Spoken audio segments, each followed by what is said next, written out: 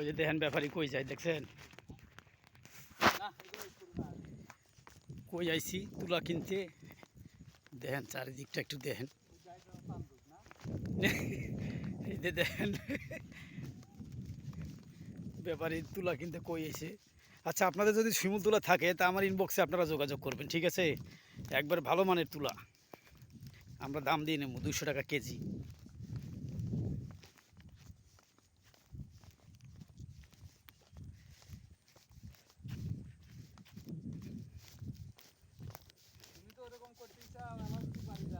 হুম